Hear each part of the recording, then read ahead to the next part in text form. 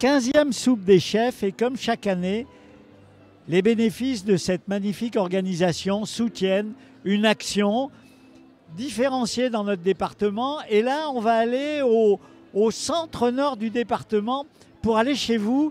Présentez-nous votre association qui vient de changer de nom de manière intéressante.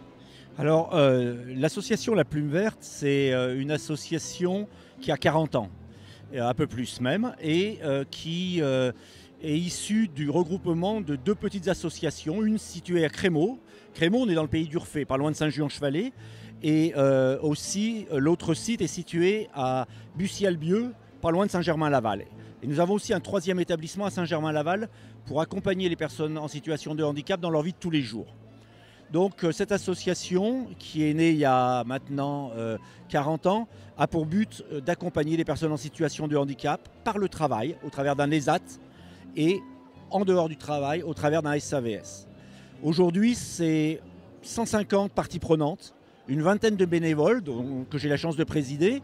Association, donc ça veut dire tout l'engagement d'un bureau de président, voilà, les bénévoles sont comment?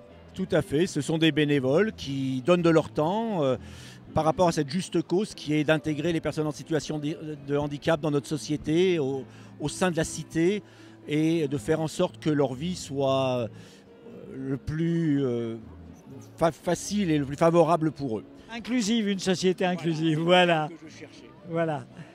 Alors, très concrètement, votre nom, vous l'avez choisi pour fédérer l'ensemble et puis qu'il soit porteur. Il est porteur, ce nom. Oui, alors on est un ESAT rural, donc on a de l'élevage. Donc la plume rappelle l'élevage. On a aussi un abattoir de volailles où on rend service au territoire parce que les agriculteurs viennent chez nous faire tuer leurs volailles. Et verte parce qu'on est dans un écrin de verdure dans nos territoires du pays d'Urfé et du Val-d'Aix. On est dans des endroits absolument superbes. Et voilà un peu ce nom qui a été choisi par une de nos travailleuses en situation de handicap. Et nous avons voté, c'est elle, et c'est ce nom-là qui est sorti. Il y avait plein de propositions. Et maintenant, nous travaillons autour de ce nom qui est un peu plus porteur de notre identité, je dirais.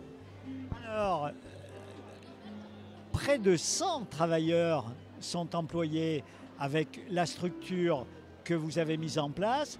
Ils sont accompagnés au travail, ils sont accompagnés dans leur vie quotidienne. Donc on a vu de la volaille, et puis des magasins, enfin on peut aller acheter chez vous. Oui, sur chacun de nos sites, on vend notre production. Donc on fait du maraîchage, donc on a des légumes sur Crémaux et sur Bussy dans nos magasins. On a aussi de la volaille qu'on élève à Crémaux, qui est tué sur nos sites et proposé à la vente. Et puis on a plein d'autres activités. On vend du bois de chauffage, on fait du repassage pour des personnes âgées, on fait, ou autres d'ailleurs, pas que les personnes âgées, les entreprises aussi.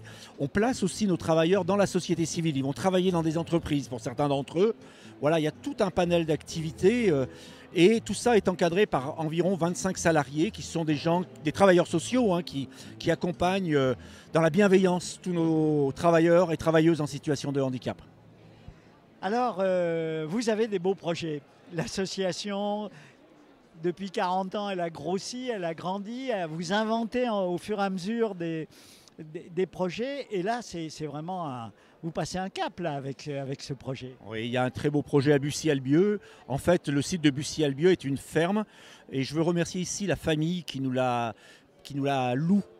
Parce que c'était le docteur Roire et la famille Roire. Il faut le citer, le docteur Roire était un élu conseiller départemental. Il était bien connu. Quand vous avez dit son nom, tout le monde le connaît dans le département. Voilà, le docteur Roire a voulu, pour son territoire, l'insertion de ces gens qui étaient finalement les travailleurs de ferme, vous savez.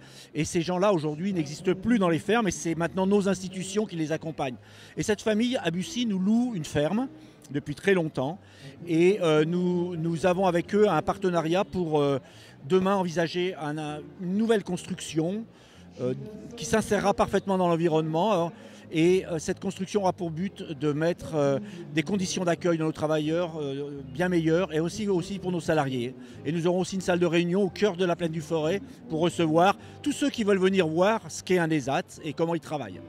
Voilà, alors le contact avec l'équipe de la soupe des chefs, c'est un peu inattendu. Vous les connaissiez, la soupe des chefs, c'est un événement essentiellement stéphanois, mais le rayonnement dans le département, c'est génial, quoi. Ouais, je suis très surpris. Je vais vous dire, je ne connaissais pas.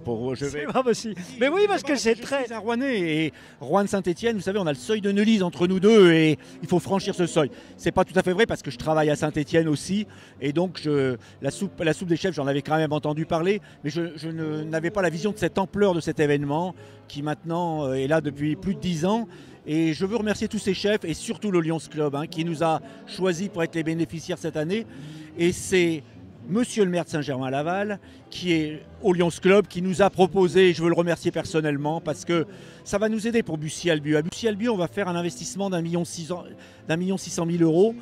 Peut-être un peu moins, on va essayer de se débrouiller. Et une grosse partie reste à la charge de l'association sur des durées d'emprunt très longues. Donc tous les apports, et notamment tous ces Stéphanois généreux qui viennent ce soir, eh ben, je veux les remercier. Et ces Stéphanoises, bien sûr. Voilà, bah écoutez, merci aussi à l'équipe technique qui nous permet cette réalisation. Nous, on accompagne la soupe des chefs depuis le début, depuis 15 ans. Et chaque fois, on est ému parce qu'il y a de la solidarité, il y a de la bienveillance, il y a du sourire, il y a des bonnes choses, des bonnes odeurs. Ouais. C'est la vraie vie, quoi. Ouais. Et merci aussi à RCF de prendre le temps et d'accompagner ces événements.